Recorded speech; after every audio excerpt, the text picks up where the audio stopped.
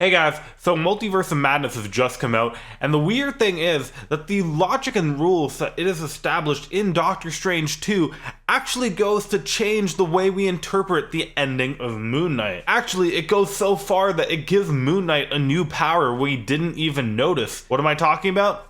Let me show you.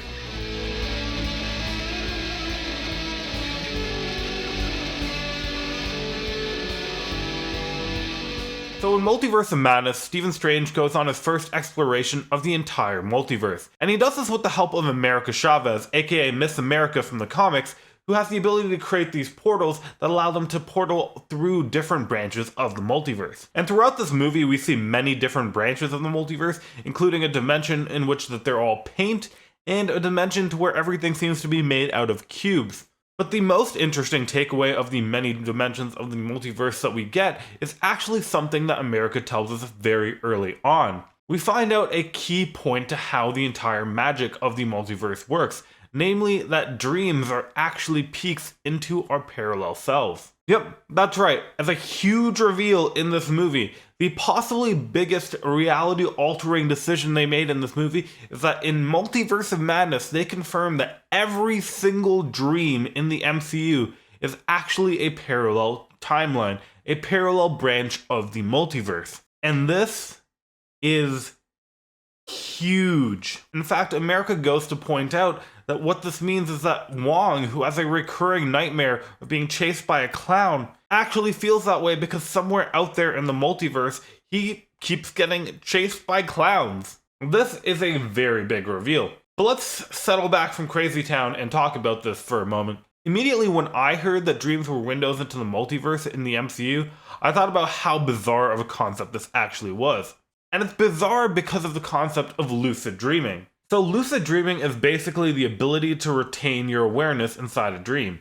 Basically meaning that the dreamer is aware that they are dreaming while still inside that dream. And while this doesn't really create an issue with the concept that dreams are different branches of the multiverse, it definitely leads to a huge problem when you add in the other layer of dream control. That is, when a lucid dreamer takes control of their dream because they abuse the fact that they know that it's only happening within their own head. And there's pretty much no limit to what people can do during a lucid dream.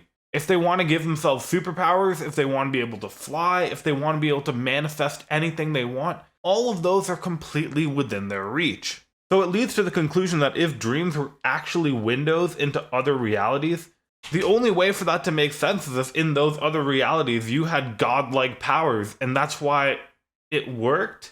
All I'm saying is that if you've studied lucid dreaming, that basically makes you gods in all these other peaked at realities. Which really makes Wanda's power to dreamwalk really not that impressive. But getting back to the MCU, we just have to assume that pretty much no one has this power, because of the rules that Doctor Strange 2 actually gave us. And in fact, throughout the MCU, we actually have various examples of different characters having dreams.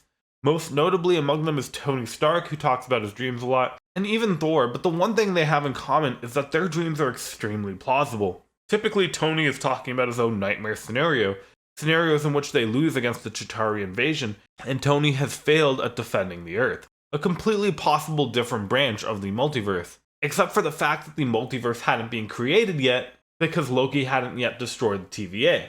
But that seems besides the point. Anyways, this brings us to Moon Knight, where a character and their sleep disorder is a major part of this show. And of course, we find out throughout the show that our main character in Moon Knight, Marc Spector, doesn't actually have a sleep disorder, but instead he simply has dissociative identities.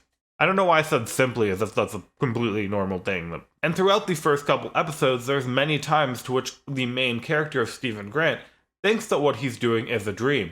But we find out that they are very much not dreams.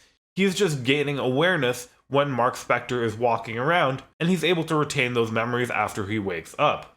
But as opposed to what we found out in Doctor Strange 2, these are not experiences in another branch of the multiverse. Instead, Steven just thinks these are dreams because they're so crazy from what he considers his normal reality. And this is true for pretty much the entire show until episode 6. See, throughout episode 5, we see a new trend emerging. Whenever Mark or Steven enter a severe amount of denial about their situation, they're able to bring themselves to another version of reality. A version that takes place in a psychiatrist's office, with Arthur Harrow playing the role of the head psychiatrist.